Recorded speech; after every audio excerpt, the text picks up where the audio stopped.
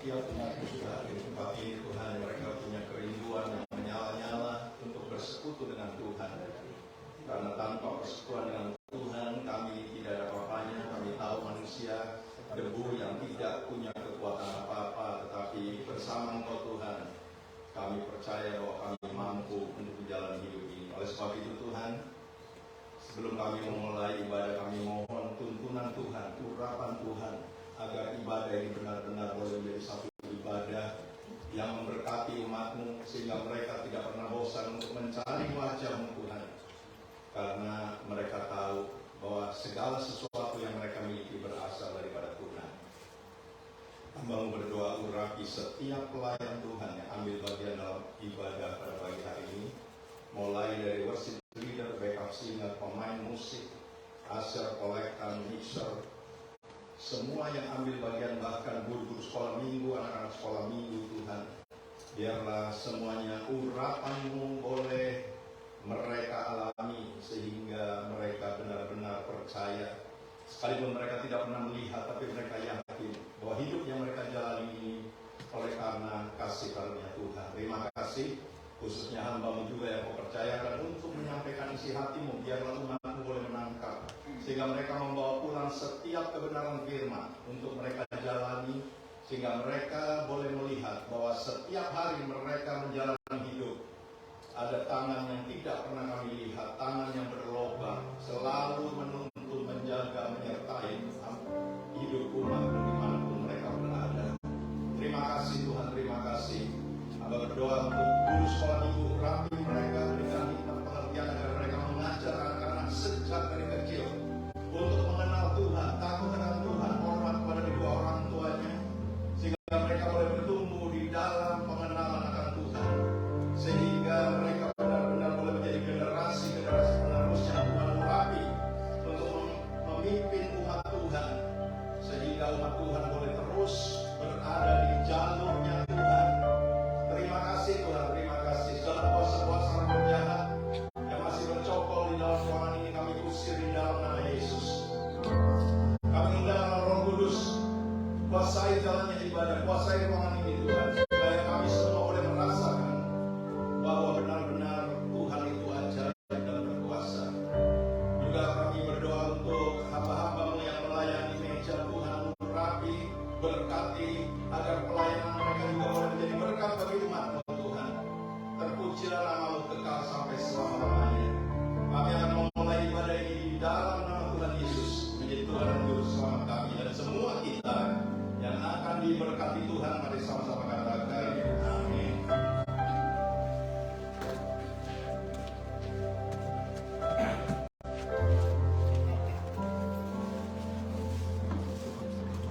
Shalom, selamat pagi. Sukacita pagi hari ini, amin. Wow, luar biasa Tuhan Yesus kita. Siapa yang seberapa daripada kita pagi hari ini yang selama satu minggu ini semua merasakan bahwa Tuhan Yesus menyertai dan memelihara. Ramaikan tangannya. Haleluya. Jadi kita mau sama-sama sebagai rasa syukur kita, pujian dan penyembahan kita menaikkan untuk Tuhan Yesus yang baik.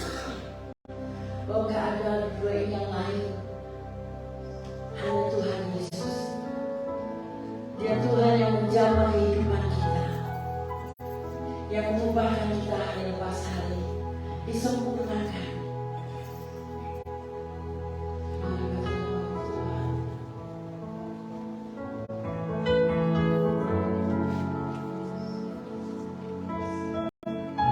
Bagi setiap kita yang sungguh-sungguh mendeklarasikan bahwa gak ada lain lagi di bumi ini, hanya Tuhan.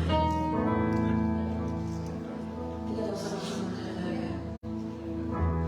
Tiada seperti Tuhan,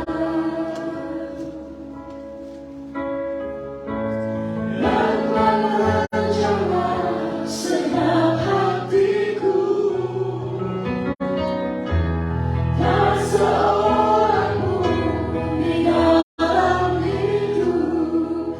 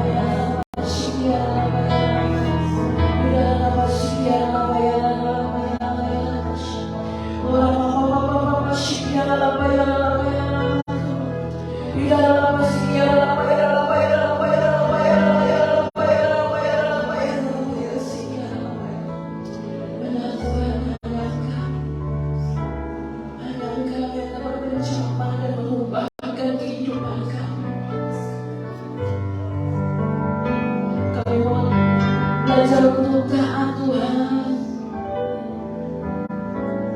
gak mau mengikuti kehendak kami Tuhan, tapi kami mau mengikuti kehendaknya Tuhan, yang terus mengubahkan dan memulihkan kami Tuhan, memberi damai di hati kami Tuhan. Dan kami percaya ketika Tuhan menjamah hidup kami, ada perubahan di dalamnya Tuhan. Ada revival terjadi Tuhan bagi setiap gereja-Mu Tuhan.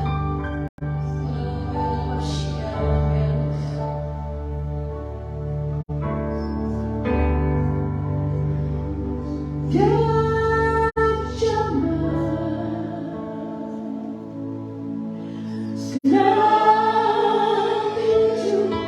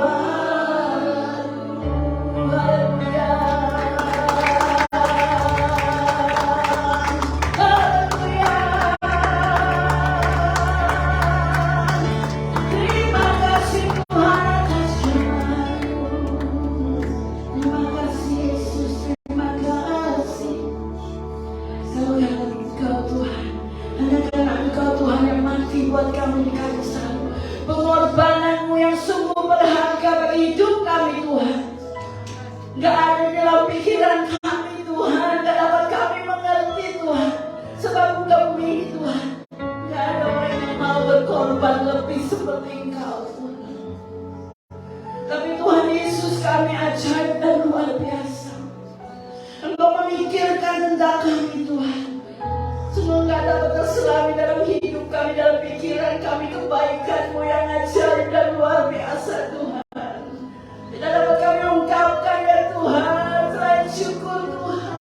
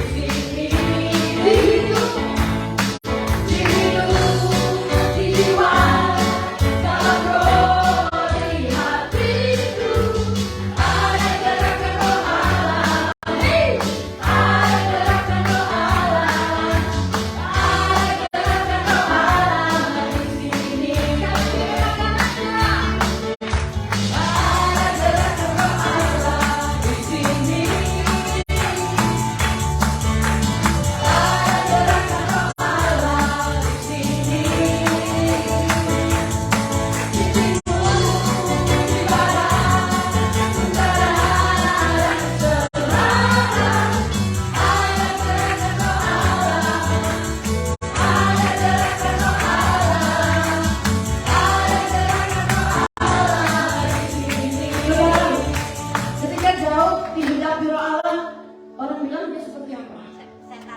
Seperti orang gila yang menari-nari, seperti dia menari-nari. Ya, untuk itu kita percaya kan tadi bahwa roh Allah ada dalam kita. Amin. Kita boleh bergandengan tangan. Kita boleh bergandengan tangan. Kakinya kanan, kanan. Ada gerakan roh Allah di sini. Ada gerakan roh Allah di sini. Di timur, di barat, utara dan selatan. Ada gerakan roh Allah. Ada gerakan roh Allah. Ada gerakan roh Allah di sini. Ada gerakan roh Allah di sini. Ada gerakan roh Allah di sini. Di hidup, di jiwa, dalam roh, di hatiku. Ada gerakan roh Allah. Ada gerakan roh Allah. Ada gerakan roh Allah di sini. Ada gerakan. Ada gerakan roh Allah di sini. Ada gerakan roh Allah. Ada gerakan roh Allah di sini. Terakhir katakan.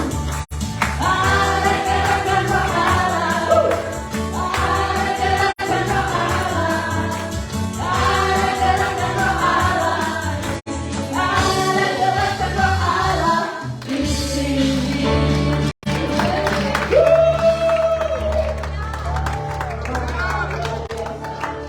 Kita nggak perlu rekaman lagi, sudah begini, amin. Mari saudara, ujian penyembahan sudah kita naikkan. Sekarang nggak kurang excited. Kita juga mau memberi untuk Tuhan. Amin. Ya, silakan.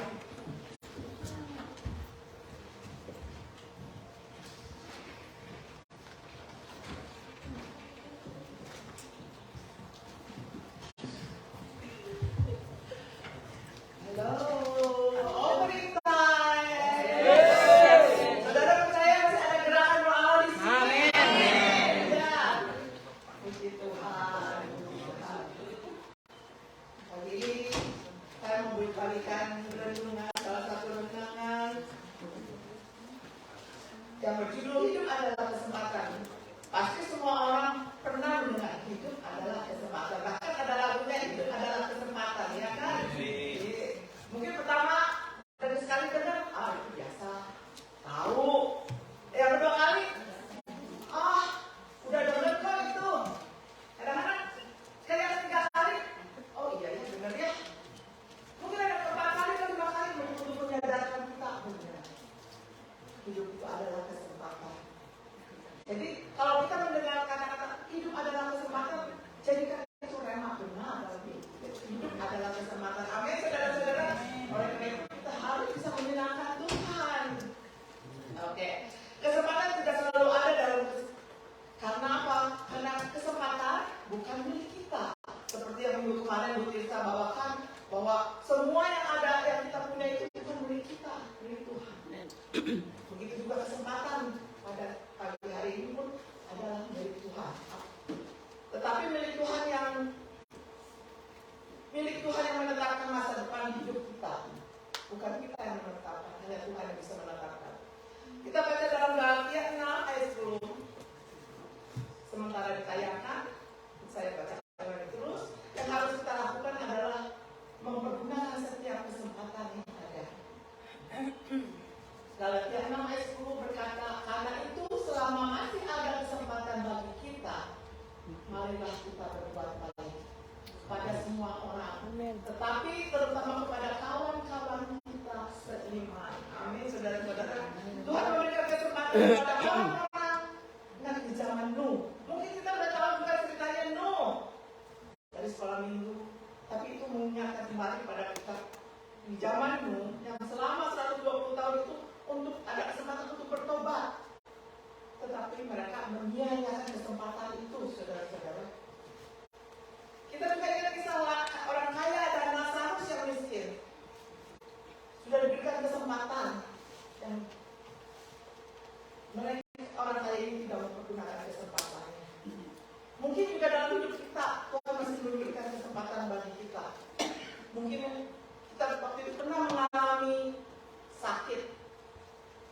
sehingga parah sakitnya, tapi sekarang kita sehat, Tuhan masih memberi kesempatan.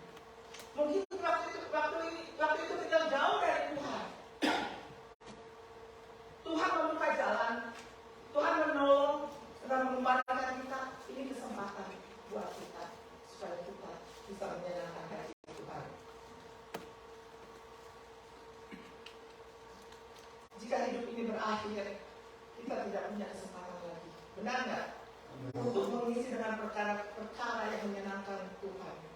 Sesudah mati tidak ada lagi kesempatan untuk berbuat apapun. Sudah tidak berdaya lagi. Raja Salomo berkata, semasa hiduplah kita memiliki kesempatan untuk mengerjakan sesuatu bagi Allah dan sesama. Karena tidak ada pekerjaan lagi di dunia orang mati. Jadi hidup ini adalah kesempatan. Kesempatan Tuhan berikan kepada kita berkali-kali. Ada waktunya kesempatan itu akan berakhir. Kesempatan yang Tuhan berikan semasa hidup kita adalah untuk mengabdi kepada Tuhan dan sesama.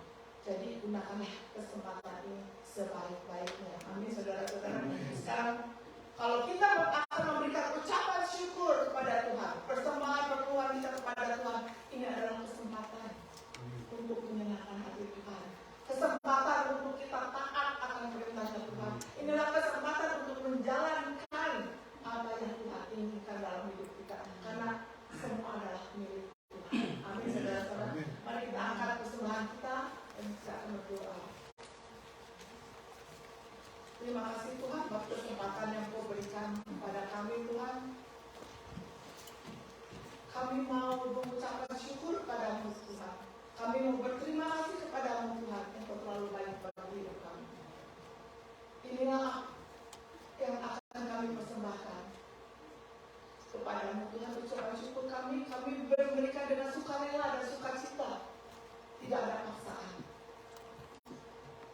Kami mau menyenangkan hati-Mu Tuhan. Kami tahu Tuhan ini tidak seberapa bagi-Mu Tuhan. Tapi kami mau memberikannya Tuhan kepada-Mu Tuhan. Biarlah ini menjadi dupa yang harum, menjadi bau-bauan yang harum bagi-Mu Tuhan Yesus. Berkati kami Tuhan yang sudah memberikan apa yang ada pada kami Tuhan Yesus. Juga keluarga kami Tuhan, berkati Tuhan. Suami, istri, anak-anak, mantu, cucu-cucu kami, orang tua kami, berkati. Berkati dalam pekerjaan, sekolah, apapun yang mereka lakukan, Engkau berkati Tuhan. Inilah persembahan kami Tuhan. Kami percaya Engkau melihat kami, Engkau menyenangkan telinga kami, bahkan Engkau melihat hati kami. Terima kasih Tuhan, di dalam nama Yesus kami akan memberikan persembahan ini kepada-Mu. Dan semua yang percaya dan siap untuk memberi kepada Tuhan dapat katakan amin. Amin.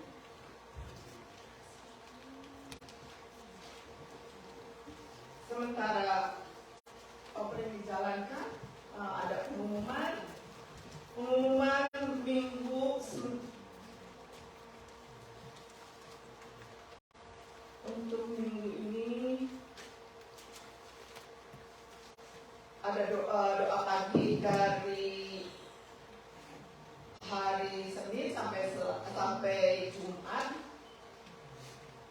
melalui Zoom jam 8 yang dipimpin oleh Bapak Gembala. Doa Sabtu pagi juga ada jam 10 pagi. Ini terbuka bagi semua jemaat.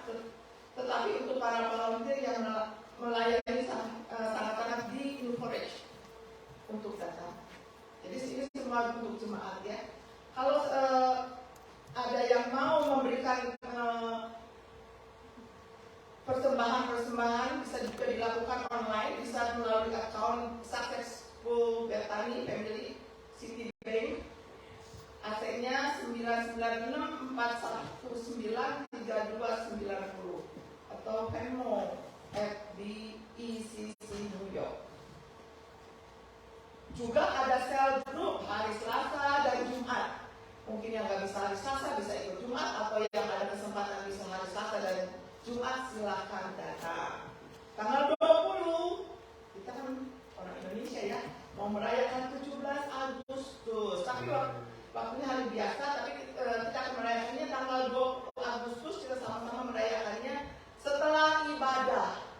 Setelah ibadah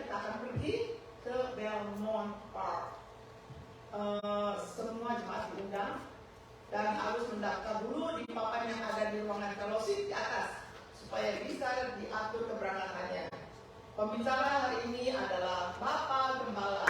Oke. Oh ya, satu lagi untuk Sunday School ada trip loh, tanggal Sabtu tanggal 19 jam 9 sampai jam 6 untuk Sunday School.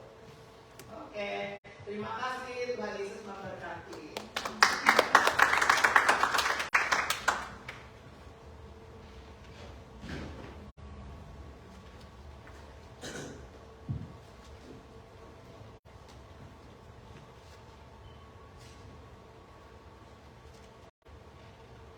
Saudara, kita mau berdoa. Bapak, kami kembali mengucap syukur kalau Engkau terus hadir di tempat ini untuk memberkati umat-Mu Tuhan dengan kebenaran firman-Mu. Oleh sebab itu, biarlah kami semua boleh menerima hikmat dan pengertian daripada Tuhan, supaya kalau Engkau berbicara kami boleh menangkap dan melakukannya. Kami persilahkan Tuhan berbicara karena kami mendengar. Di dalam nama Tuhan Yesus kami sudah berdoa dan mengucap syukur, dan semua kita yang akan diberkati Tuhan, mari sama-sama katakan amin. Shalom. Selamat pagi semua. Kita masih berbicara tentang dipilih Tuhan. Ya, tentunya ada banyak alasan untuk kita bisa belajar. Jadi jangan sampai kita berkata bahwa saya dipilih Tuhan, tetapi kita tidak bisa menangkap apa yang Tuhan mau. Ya. Oleh sebab itu pada pagi hari ini kita akan belajar beberapa hal bagi orang yang Tuhan pilih. Ya. Setelah Saul ditolak Tuhan, maka Tuhan harus mencari penggantinya, dan penggantinya itu terkadang tidak sesuai dengan pikiran orang-orang di sekitarnya, pikiran manusia, ya. Dan memang selalu bertolak belakang. Oleh sebab itu ketika saudara nanti mendengar ini firman dan saudara tertangkap, jangan sampai kita berani berkata dipilih Tuhan, tetapi kita seringkali dikendalikan oleh situasi dan keadaan, ya, sehingga kita akhirnya tidak menyadari bahwa kita bukan orang-orang yang dipilih. Oleh sebab itu pada pagi hari ini kita akan belajar, kita akan tanyakan bagaimana sih caranya untuk kita bisa dipilih. Kalau seseorang ditolak, saudara sudah belajar, mudah sekali, ya. Dan banyak orang tidak menyadari kalau dia itu tadinya dipanggil, ya, mau dipilih, tetapi akhirnya ditolak. Tapi pada pagi hari ini saya percaya ketika Tuhan nanti membuka ini rahasia, maka saudara punya gairah semula untuk menjadi orang-orang pilihan Tuhan. Yang percaya katakan amin. Oleh sebab itu saya akan ajak saudara melihat di dalam 1 Samuel pasal 16. Kita akan belajar ada 5 hal Tuhan memilih seseorang yang tentunya tidak bisa diterima oleh orang-orang sekitarnya atau orang-orang yang punya jabatan dan lain sebagainya. Firman Tuhan berkata dalam 1 Samuel pasal 16 ayat 1 sampai 13, saya akan baca cepat saja, nanti kita akan belajar dari ayat yang kita atau pasal yang kita baca bahwa ternyata Tuhan punya alasan memilih seseorang yang mungkin pikiran kita bilang, mana mungkin sih dia dipilih Tuhan, gayanya begitu, cara ngomongnya begini, tingkah lakunya begitu. Mungkin saja secara pikiran manusia kita akan berkata begitu, tetapi perhatikan, ada firman berkata bagi Tuhan tidak ada yang mustahil. Ya.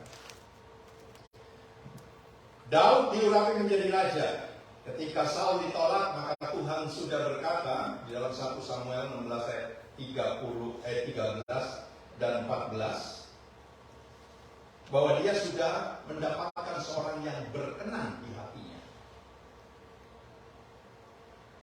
Berfirmanlah Tuhan pada Samuel, berapa lama lagi engkau berduka cita karena Saul. Samuel sebenarnya tertarik ya dengan Saul. Potongan badannya, Alkitab berkata di antara sebangsanya tidak ada yang seperti dia. Semua rata-rata di bawah pundaknya dia. Jadi menurut pemikiran Samuel, benar ini orang yang dipilih Tuhan. Gagah, ganteng, dia. dia jalan, saya percaya semua mata wanita-wanita cantik pasti tertarik. Ya. Jadi berfirman Tuhan kepada Samuel, berapa lama lagi engkau berduka cita karena Saul? Bukankah ia telah kutolak sebagai raja atas Israel? Tuhan berfirman kepada Samuel, isilah tabung tandukmu dengan minyak dan pergilah.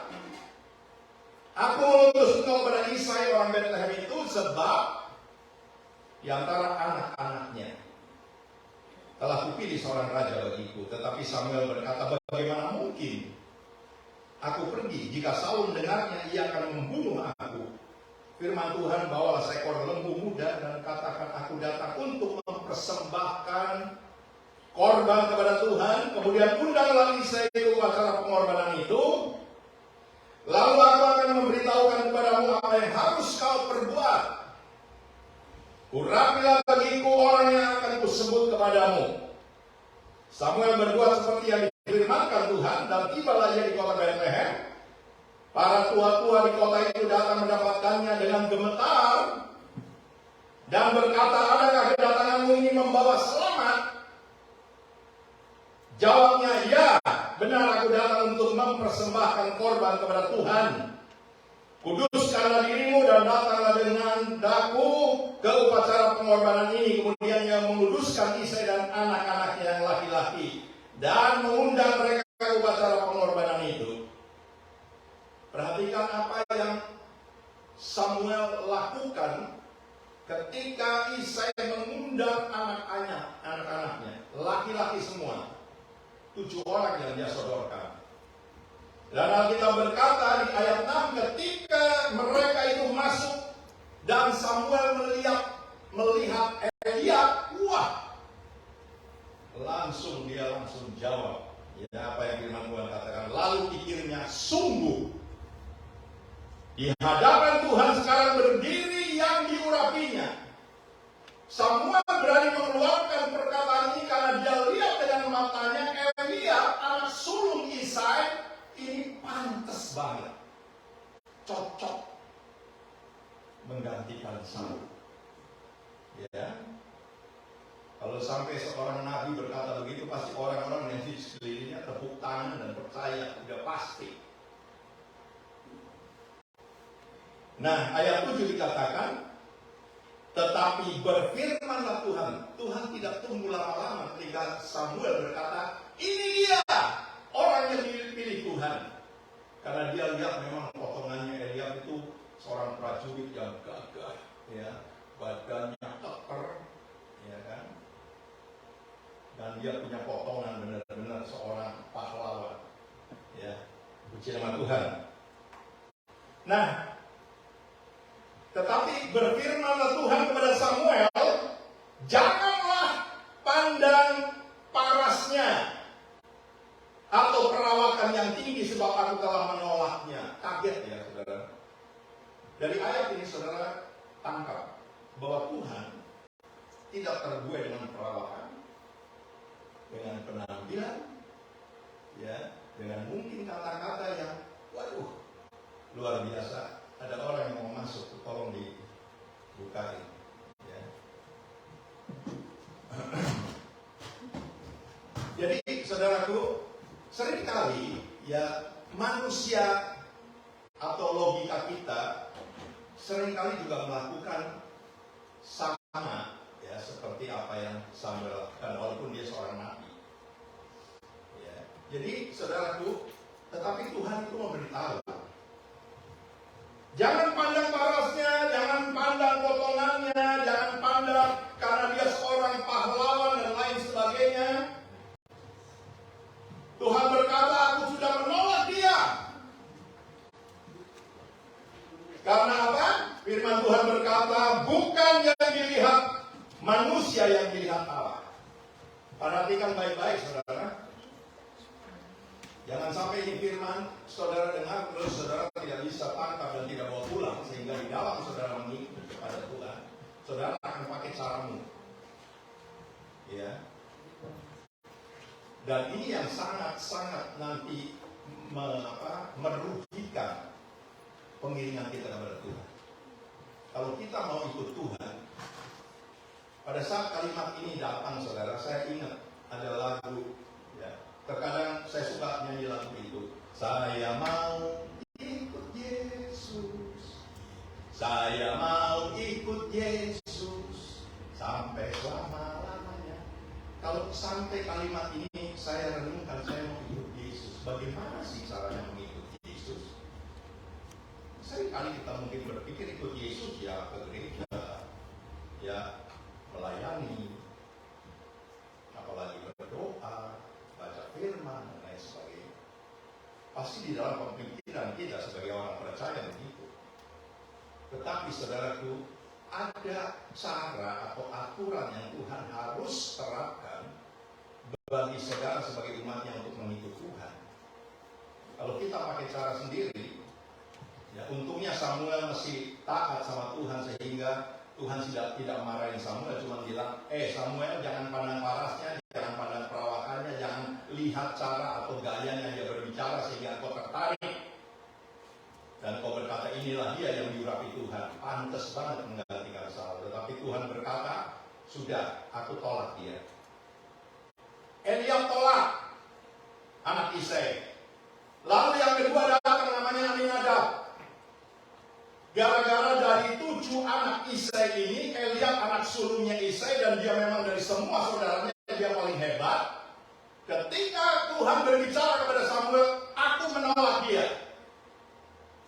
Langsung Aminadab muncul. Samuel tidak ragu-ragu lagi. Ini juga ditolak Tuhan. Padahal dia juga pahlawan. Langsung anak Isai ketika datang namanya Syama. Siapa yang namanya Syama di sini? Tidak ada. Samuel langsung tidak buang-buang waktu. Ini juga tidak dipilih Tuhan, ditolak. Terus Alkitab berkata berikutnya, sampai yang ke-7, Samuel berkata kepada Isai, inikah semua anakmu? Dan Isai bilang, masih tinggal 1. Ternyata ketika saya merenungkan ini anak yang paling bungsu, anak yang ke-8 sebetulnya disembunyikan karena apa? Mungkin Isai malu menyodorkan Daud. Karena Daud tidak seperti saudara-saudaranya yang lain, gagah, perawakannya tinggi, cakep, ganteng, dan lain sebagainya. Dan dia dikasih jabatan yang tidak pernah dilihat oleh orang. Apa? Sebagai gembala kambing domba. Mending banyak, ya toh bisa disembelih. Dan kita bikin sate nanti minggu depan. Tapi Alkitab berkata, kalau sampai dia hanya dipercayakan untuk mengembalakan kambing domba bapaknya Isai cuma 2-3 ekor. Mungkin kalau Daud ini bukan orang yang akhirnya dipilih Tuhan, saya percaya udahlah, ada singa, ada beruang, biarin aja. Udah, biarin habis supaya aku juga tidak lagi mengembalakan domba 2-3 ekor. Merupakan satu penghinaan. Tetapi Samuel setelah melihat 7 anak daripada Isai, dan dia berkata, inikah semua anakmu? Tidak, masih ada 1. Di mana dia? Sedang mengembalakan kambing domba 2-3 ekor. Saya minta ampun sama Tuhan, saya juga sudah hampir-hampiran. Ketika saya dipanggil Tuhan untuk mengembalakan jemaat dan silih berganti, masalah demi masalah terjadi, saya sudah hampir-hampir give up. Dan saya minta ampun sama Tuhan. Saya menyadari bahwa caranya Tuhan tidak seperti apa yang saya mau. Tetapi akhirnya Tuhan mengajak untuk ternyata kalau kita benar-benar mau setia terus, sekalipun manusia tidak memperhitungkan itu, ingat baik-baik, ada upah yang Tuhan siapkan.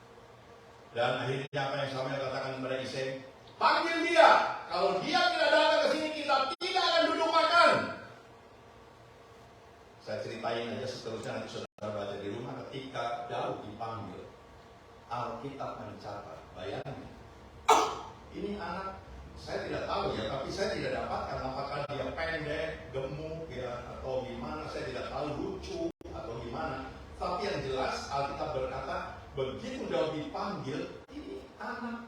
mukanya kemerah-merahan. Ya tahu? Saya tidak tahu bahasa Indonesia yang merah montok atau apa pokoknya menyenangkan lah. Dan saya percaya penampilan Daud ini, saya begitu yakin sehingga Isai sembunyikan ini anak karena tidak pantas. Dia tidak pernah disuruh berperang, tetapi dia disuruhnya untuk mengembalakan kambing domba. Isai yang 2-3 ekor itu, sedangkan saudara-saudara yang lain, yaitu Eliab, Aminadab, dan Syama selalu ikut bersama-sama dengan Saul. Untuk apa? Berperang. Jadi ternyata ini merupakan satu aib di dalam keluarga Isai. Makanya disembunyiin. Tetapi saudara dengar, Tuhan itu punya mata tidak seperti mata kita. Ya. Mau disembunyiin di hutan, mau disembunyiin di mana, dia dikasih kerjaan yang tidak bisa mendapat penghargaan, ingat, Tuhan itu melihat. Bukan yang dilihat manusia, kata firman Tuhan, yang dilihat oleh Tuhan seperti Eliab, Aminadab, dan Syama. Tetapi Tuhan melihat sampai ke dalam. Halo? Tuhan melihat sampai ke dalam hati. Kalau saudara datang ke rumah Tuhan lupa makeup dengan gak usah malu. Ya, karena Tuhan gak akan lihat makeup saudara. Tuhan lihat hatimu. Yang percaya katakan amin. Kalau saudara bisa tangkap ini, maka saudara lebih memperhatikan, aku mau datang, ya, bertemu dengan Tuhan. Sekalipun ada banyak hal di belakang saudara yang saudara harus pikirkan. Apa yang terjadi ketika Samuel berkata, panggil, kalau tidak kita tidak akan duduk makan. Begitu dia datang, ini anak kemerah-merahan, ya saya percaya lucu, ya saya tidak tahu kalau perempuan mungkin genit, tapi karena laki jadi, aduh, cute, kalau masih kecil, cute, menyenangkan.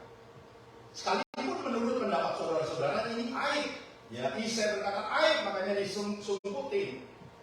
Tapi Samuel yang panggil, karena kalau tidak kita tidak akan duduk makan. Akhirnya ketika Daud datang, maka suara Tuhan, sudah Samuel bangkit, urapi dia. Dan ketika diurapi Daud, Alkitab berkata, jangan sampai keceplosan kayak Ibu Rina.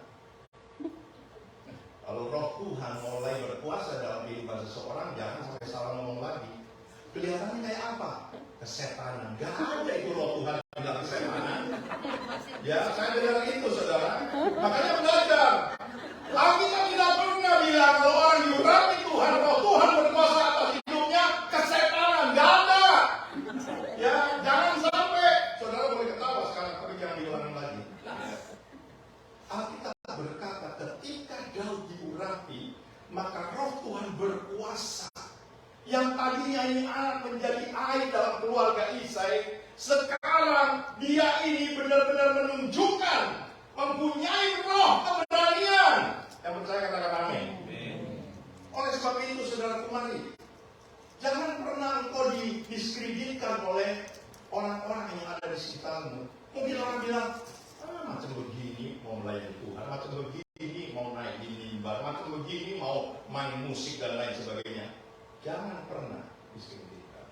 Kalau mau punya hati untuk mengasihi Tuhan, bilang, Tuhan, aku mau berikan hidupku. Aku mau persembahkan hidupku. Seperti apa yang Roma katakan, sebagai satu persembahan yang hidup, kudus, dan yang berkenan. Itulah ibadahmu yang sejati. Puji nama Tuhan, saudaraku. Jadi ini, anak ini sebetulnya jadi aib dalam keluarga Isai, tetapi Tuhan pilih dia.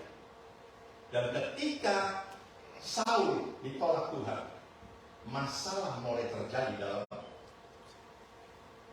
umat Israel. Musuh mulai berdatangan. Ya. Sekarang saya akan ajak saudara untuk melihat di dalam pasal yang ke-17. Ini masalah. Ya. Ketika seseorang ditolak Tuhan, walaupun Tuhan sudah mendapatkan penggantinya, tidak berarti Saul terus jadi orang biasa. Tidak, dia tetap memangku itu jabatan, tapi masalah demi masalah terjadi. dan dia tidak bisa mengatasi itu masalah. Bahkan saudara mendengar bahwa perbuatannya bodoh karena apa? Karena dia lihat masalah menghinggapi hidupnya sehingga dia ketakutan dan dia melakukan satu hal yang sebetulnya tidak boleh dia lakukan. Makanya saya bilang perbuatan itu bodoh. Ya, sedianya Tuhan akan mengokohkan kerajaan-Mu, tapi karena perbuatanmu yang bodoh, tidak mau tunggu, tidak mau taat, maka Tuhan menolak kamu. Nah, dalam 1 Samuel 17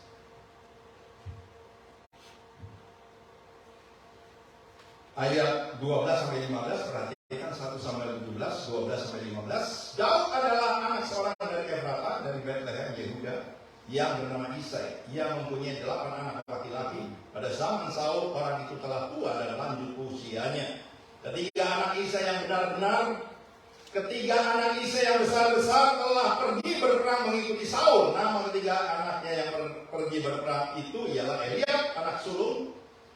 Anak yang kedua Aminadab, anak yang ketiga adalah Syama. Dan Daudlah yang bungsu. Jadi ketiga anak yang besar-besar itu pergi mengikuti Saul, tetapi Daud selalu pulang daripada Saul untuk mengembalakan domba ayahnya di Bethlehem. Sambung ke ayat 26, ya, di pasal yang ke-17 sampai dengan ayat yang ke-37. Cepat saja, nanti di sini baru kita tahu apa alasannya Tuhan memilih Daud. Ya, tidak berarti asal pokoknya Tuhan udah kita pakai, tidak ada alasan. Sehingga nanti kalau saudara tangkap, kalau saudara punya kerinduan untuk menjadi orang-orang yang dipilih Tuhan, saudara harus tangkap dulu ini. Tidak bilang, oh saya mau dipilih Tuhan, saya mau begini, saya mau begitu. Nggak bisa, tapi saudara bisa tangkap. Ada 5 hal nanti. Kalau saudara bisa miliki, saya begitu yakin engkau menjadi orang-orang yang luar biasa. 26. Lalu berkatalah Daud kepada orang-orang yang berdiri di dekatnya ketika masalah terjadi di dalam jabatannya Saul sebagai raja. Walaupun dia sudah ditolak Tuhan, dia tetap masih menjadi raja. Jadi berkatalah Daud kepada orang-orang yang berdiri di dekatnya, apakah yang akan dilakukan kepada orang yang mengalahkan orang Filistin itu? Masalah ini datang dan ada seorang gagah perkasa dari bangsa Filistin yang namanya Goliat. Ketika ini orang datang menghampiri pasukan Israel, orang semua ketakutan karena tidak ada orang seperti dia. Alkitab berkata tingginya itu kira-kira 6 hasta. Ya. Dan mungkin orang-orang saat itu mungkin ukurannya kira-kira 2/4 hasta mungkin ya. Tingginya. Ini 6 hasta, mungkin lebih. Nah, firman Tuhan berkata, apakah yang akan dilakukan pada orang yang mengalahkan orang Filistin itu dan yang menghindarkan cemooh dari Israel? Siapakah orang Filistin yang tak bersunat ini sampai dia berani mencemohkan barisan daripada Allah yang hidup? Rakyat itu pun menjawabnya dengan perkataan tadi, begitulah akan dilakukan pada orang yang mengalahkan dia. Ketika Eliab kakaknya yang tertua mendengar perkataan Daud kepada orang-orang itu, bangkitlah amarah Eliab kepada Daud sambil berkata, mengapa engkau datang? Kakaknya ini tidak percaya. Ya. Kakaknya ini lihat Daud ini cuma pengen lihat, nonton, dan lain. Apa sih artinya kamu mau datang ke sini? Kamu itu sebagai pengembala kambing domba, bapak kita 2-3 ekor, kok mau lihat-lihat, mau lihat ini Goliat dan lain sebagainya. Tapi firman Tuhan berkata, dengarkan baik-baik. Jadi Eliab marah kepada Daud sambil berkata, mengapa kau datang dan pada siapakah kau tinggalkan kambing domba yang 2-3 ekor di padang gurun? Perhatikan apa yang Eliab katakan terhadap adiknya yang bungsu ini. Aku kenal sifat pemberanimu dan kejahatan hatimu. Engkau datang kemari dengan maksud melihat pertempuran. Tetapi jawab Daud, apa yang telah berbuat? Hanya bertanya saja. Lalu berpalinglah ia daripadanya kepada orang lain dan menanyakan yang sama. Dan rakyat memberi jawab kepadanya seperti tadi. terdengarlah kepada orang perkataan yang diucapkan oleh Daud. Lalu diberitahukanlah kepada Saul, dan Saul menyuruh memanggil dia. Berkatalah Daud kepada Saul, janganlah seseorang menjadi tawar hati karena Goliat. Hambamu ini akan pergi melawan orang Filistin itu. Ketika Daud berkata begini, pasti diketawain orang. Ya, kakaknya sendiri marah kok. Tetapi dengarkan terus ini firman Tuhan, saudara. Nanti saya minta saudara tangkap apa yang Tuhan mau sampaikan. Tetapi Saul berkata kepada Daud, Saul juga ngomong nih. Ketika lihat Daud yang mungil, ya, mukanya kemerah-merahan, pengembala kambing domba 2-3 ekor, mau berperang lagi, mau melawan lagi yang namanya Goliat. Perhatikan kata Saul. Tetapi Saul berkata kepada Daud, tidak mungkin kau dapat menghadapi orang Filistin itu untuk melawan dia, sebab engkau masih muda. Nah, ketika kalimat ini saya tangkap, masih muda, Paulus pernah mengingatkan kepada Timotius, jangan ada orang yang menganggap kamu rendah karena kamu muda. Ini selalu firman itu akan terus nyambung sehingga memberikan kepada kita kebenaran yang kita harus miliki. Adakah di antara kita yang mengikut Tuhan seringkali mendengar ya kata-kata yang mendiskreditkan, saudara, ngapain ke gereja? Mungkin ada orang tanya, apa sih yang kamu dapat ke sana? Mendingan kita ke Atlantic City, Woodbury, apalagi kalau Black Friday, Thanksgiving, Tanger, banyak yang bisa kita lihat. Ke gereja, paling-paling lihat Yakob. Mungkin sering dengar, ngapain? Tetapi saya percaya saudara tidak hanya lihat saya. Kalau saudara yakin dan percaya, kau punya hati mengasihi Tuhan, kau melihat dengan mata rohanimu bahwa Tuhan ada di tengah-tengah kita. Siap untuk memberikan segala apa yang kau butuhkan. Saya teruskan. Tetapi Daud berkata kepada Saul, hambamu ini biasa mengembalakan kambing domba ayahnya. Perhatikan sikap Daud memberitahu kepada Saul. Sekalipun Saul berkata, kamu tidak mungkin bisa lawan Goliat, kamu nggak pernah latihan perang, kamu tidak pernah berperang dan lain sebagainya. Tugasmu hanya mengembalakan kambing domba ayam 2-3 ekor. Tetapi Daud berkata kepada Saul, hambamu ini biasa mengembalakan kambing domba ayahnya. Apa yang terjadi? 2-3 ekor yang digembalakan oleh Daud.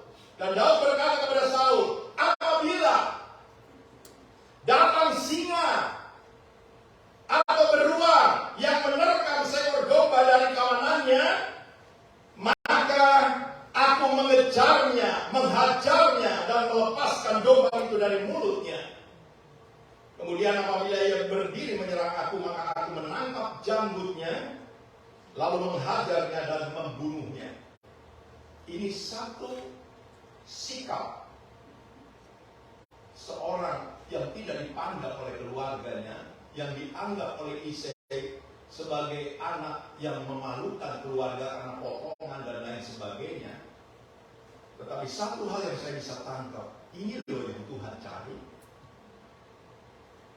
Dia tidak berkata, sudahlah, kambing domba 2 ekor, singa datang, mungkin udah makan. Habisin aja, biar aku juga sudah selesai tugasku. Daripada aku terus dimarahin sama kakak-kakakku dan lain sebagainya. Tapi dia ini seorang pribadi yang membuktikan bahwa dia punya tanggung jawab. Ayo saudara periksa dalam kita mengikut Tuhan. Kalau saudara punya tanggung jawab, mungkin barang yang sepele. Saya percaya saudara semua sudah Tuhan pilih dan saudara diberi tugas. Ya.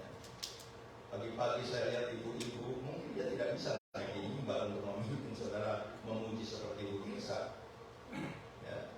Tapi saya tidak usah sebutkan namanya, dia sudah tahu tugas tanggung jawab. Datang pagi-pagi dia, mungkin ada yang kotor, sampah belum dibuang, dia ambil. Dan saya bilang teruskan itu pelayanan.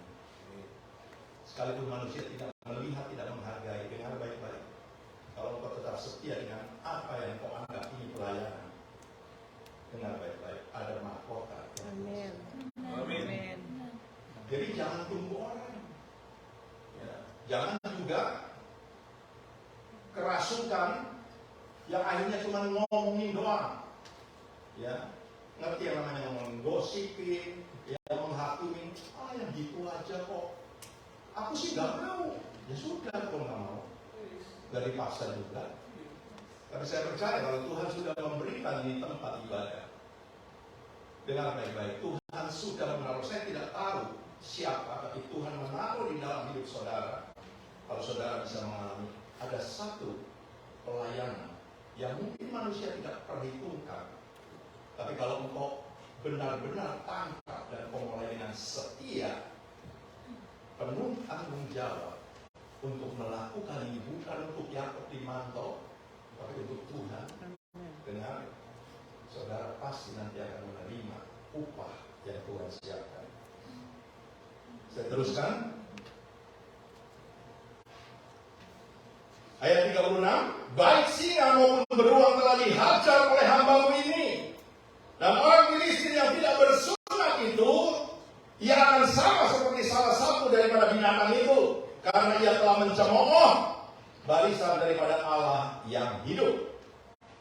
Pula kata Daud, Tuhan yang telah melepaskan aku dari cakar singa dan dari cakar beruang, Dia juga akan melepaskan aku dari tangan orang Filistin itu. Apa yang Saul katakan ketika dia mendengar perkataan Daud? Kata Saul kepada Daud, pergilah, Tuhan menyertai engkau. Nanti baca seterusnya, ketika Saul mulai percaya oleh karena perkataan Daud, ya toh, dan dia mulai dipersiapkan untuk menghadapi Goliat. Dipakai pakaian perang, pakai ketopong, pakai pedang, dan lain sebagainya. Sebetulnya mungkin kalau saudara lihat Daud dipakai pakaian perang, kita mungkin akan ketawa semua karena lucu. Ya, udah mungkin aja badannya pendek, ya pakaian perang semua ada ukurannya, orang-orang yang gagah, perkasa dan lain sebagainya. Tapi ketika Daud dipakai, dia tidak menolak dulu, dia ikuti pakai. Begitu selesai, dia bilang kepada Saul, aku nggak bisa pakai beginian untuk berperang. Loh, nanti gimana caranya berperang? Dia pakai caranya Tuhan, bukan cara manusia kalau mau berperang. Ya, karena apa yang dia katakan kepada Saul, dia buktikan bahwa benar. Dia setia mengembalakan kambing domba ayahnya 2-3 ekor. Dan kalau ada musuh datang, singa, beruang dan lain sebagainya, dia rela menyerahkan nyawanya bagi domba-domba ini. Yang percaya katakan amin. Dan akhirnya saudaraku, ketika Daud berkata kepada Saul, aku gak bisa begini. Jadi gimana? Biarkan saja, aku akan menghadapi ini orang Filistin dengan caranya Tuhan. Seperti dia membela, menyertai, melindungi kambing domba ayahnya 2-3 ekor. Itu yang dia akan lakukan. Dan akhirnya saudara, ketika semua orang ketika melihat Goliat ketakutan semua, termasuk Saul, termasuk ketiga saudaranya Eliab, Aminadab dan Syama, tidak ada orang yang berani menghadapi Goliat. Ketika Daud turun di dalam medan pertempuran, nanti saudara baca terus di rumah, Goliat bilang apa? Hei, anjing tak aku, sehingga engkau mendatangi aku dengan dengan tongkat, dengan batu dan lain sebagainya. Alat perangnya Daud, saya tidak tahu kalau saya yang bisa membaca ini, ada alat yang namanya slingshot, ya. Ya kan? Slingshot itu ada alat ditaruh, diputer, gitu. Batu ini diambil dari sungai, 5 batu, itu semua ada artinya. Tapi saya tidak kupas hari ini. Begitu dia datangin Goliat, Goliat bilang, anjing tak aku sehingga kau datangi aku dengan tongkat. Tapi Daud berkata, aku mendatangi kamu dengan kuasa Allah yang aku aku sembah yang hidup yang luar biasa. Dan aku akan menyerahkan kamu.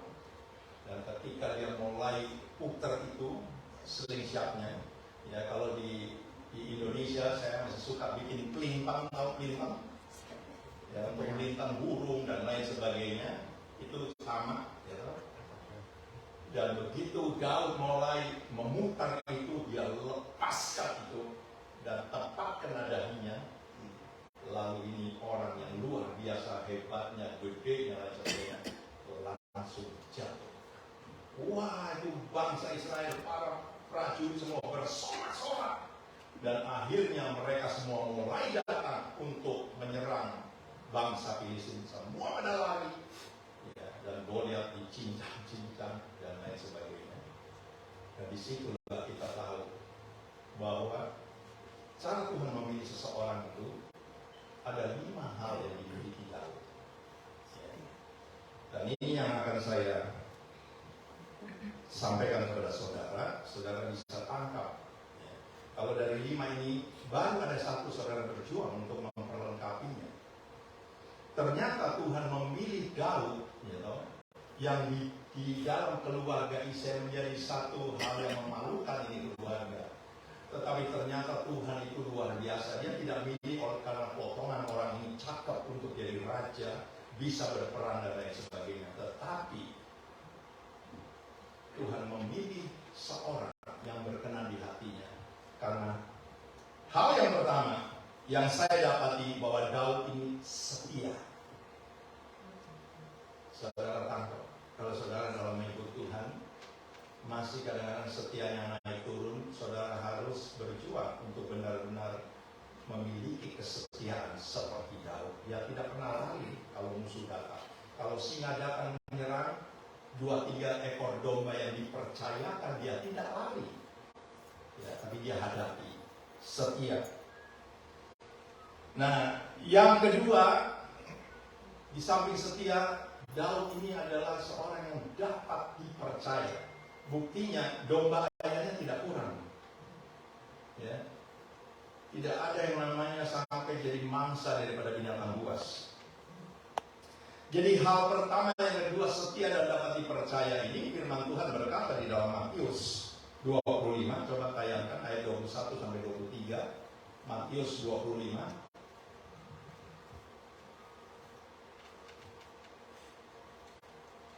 Maka kata tuannya itu kepadanya, baik sekali perbuatanmu itu, hai hambaku yang baik dan setia. Engkau telah setia dalam perkara kecil. Apa perkara kecil yang Daud lakukan? 2-3 ekor kambing, dia pelihara rekor. Dia tidak sampai bilang, Bapak hilang 1. Enggak.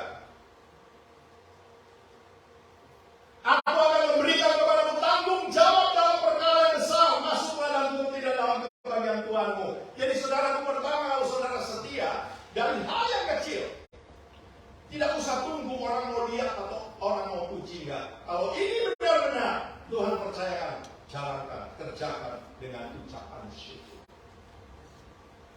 Dan nanti saudara akan lihat, saudara pasti akan naik. Jadi jangan bilang cuma dengar, kita akan diangkat naik dan tidak menjadi turun, tapi tidak tahu caranya bagaimana naiknya.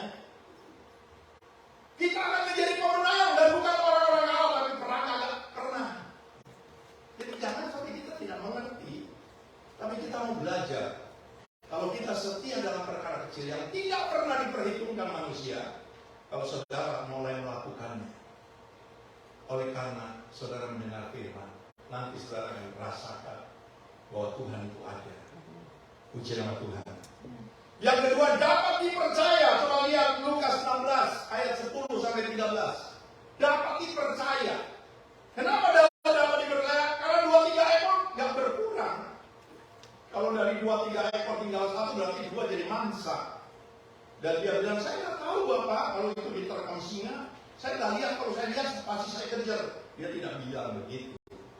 Lukas 16 ayat 10 sampai 13. Barang siapa setia dalam perkara-perkara kecil, ia setia juga dalam perkara-perkara besar. Dan barang siapa tidak benar dalam perkara yang kecil, ia tidak benar juga dalam perkara-perkara besar. Terus Jadi kalau kamu tidak setia dalam hal mamon yang tidak jujur, siapakah yang akan mempercayakan kepadamu harta yang sesungguhnya? Satu lagi, dan jika kamu tidak setia dalam harta orang lain, siapakah yang akan menyerahkan hartamu sendiri kepadamu? Daud bisa dipercaya. Itulah sebabnya dia pilih. Pertama setia, catat. Kedua, dapat dipercaya. Dan yang ketiga, apa yang Tuhan lihat dari kehidupan Daud? Pemberani, bukan kesetanan. Ketika dia diurapi oleh Samuel, Alkitab mencatat maka roh Allah berkuasa dalam kehidupan Daud. 2 Timotius 1 ayat 7 berkata apa? Catat ya, ini yang ketiga. Pertama setia, kedua dapat dipercaya, ketiga berani. Kalau pengecut udah deh, jangan. Ya. Sebab Allah memberikan kepada kita bukan roh ketakutan, melainkan roh yang membangkitkan kekuatan, kasih dan ketertiban. Tertib, nggak ngawur gitu loh, seenaknya sendiri enggak. Ketika roh Allah berkuasa dalam kehidupan Daud, luar biasa, dia berani. Makanya dia lihat Goliat, dia nggak pernah begitu. Jangan saya, kamu saya ini cuma pengembala domba. Tidak. Apa yang dia sudah alami, karena roh Allah berkuasa dalam hidupnya, dia hadapi itu Goliat dan dia pakai nama yang Tuhan. Ya. Jadi hal yang keempat, apa yang dikatakan ketika Samuel melihat anak yang paling bungsu dari Kisai, dan Tuhan berkata, bangkit, urapi dia. Wow, ternyata pengurapannya Tuhan itu juga luar biasa. Ya, tanpa pengurapan kuasanya Tuhan tidak mungkin juga akan hidup dalam seseorang. Oleh sebab itu, saudaraku, ketika Daud diurapi oleh Samuel, Alkitab mencatat bahwa roh Tuhan mulai berkuasa dalam kehidupan Daud. Makanya berani dia tidak pernah takut mati. Ya, jadi 5 hal jangan sampai saudara tidak miliki ini. Pertama, setia, dapat dipercaya, berani, diurapi, dan roh Allah harus bisa saudara alami, berkuasa, sehingga di dalam saudara menjalani hidup bukan pakai pikiran saja, tapi menuruti tuntunannya Tuhan. Apa yang Tuhan suruh, apa yang Tuhan mau supaya kita lakukan. Dan kalau kita lakukan, saya begitu yakin dan percaya, apapun yang saudara hadapi, masalah apa saja, di situ engkau akan bisa melihat bahwa ternyata Tuhan bisa membuktikan bahwa aku akan muncul sebagai pemenang. Amen. Pak Evan, yuk kita bangkit berdiri. Kita menyanyi tadi, minta sama Tuhan, Tuhan jamah hidup saya. Ya. Saya tidak bisa jalan sendiri. Saya tidak bisa menjalani hidup dengan masalah demi masalah, persoalan demi persoalan yang terjadi. Bahkan saudara tidak pernah melihat bahwa banyak musuh yang sudah menghadang dalam hidup kita. Tapi kalau engkau mempunyai roh Allah, engkau menyadari bahwa banyak sekali musuh. Tapi ingat, firman Tuhan berkata, jika engkau beserta aku tidak pernah akan takut. Puji nama Tuhan. Ingat, setia, dapat dipercaya, punya keberanian, diurapi Tuhan, roh Tuhan mulai berkuasa dalam hidup saudara dan saya, sehingga engkau mampu menghadapi semua persoalan. Ya. Apapun, bukan dengan kekuatan kita, tetapi oleh karena engkau hidup di dalam kami. Haleluya. Kita nyanyikan lagu ini. Ya jamah segenap hidupku,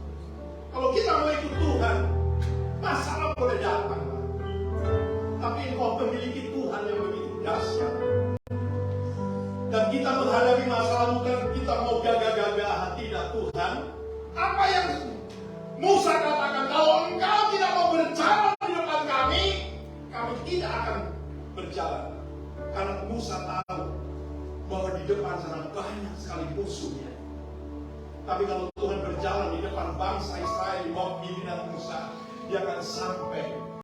Dia akan lihat itu laut menjadi jalanan. Dia bisa lihat itu mana yang turun bisa menghidupi selama 40 tahun. Apa yang kita takutkan? Kalau saudara mengalami benar-benar Tuhan hidup dalam hidup rumah tanggamu, gak perlu ada yang ditakutkan. Karena Tuhan adalah Allah yang tidak pernah berdusta. Dia jamah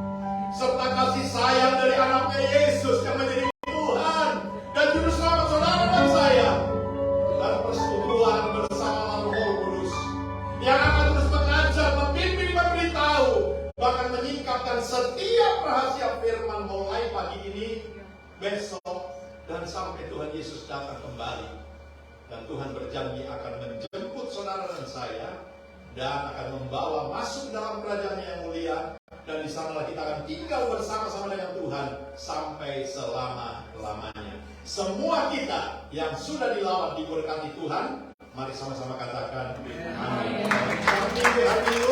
Tuhan memberkati.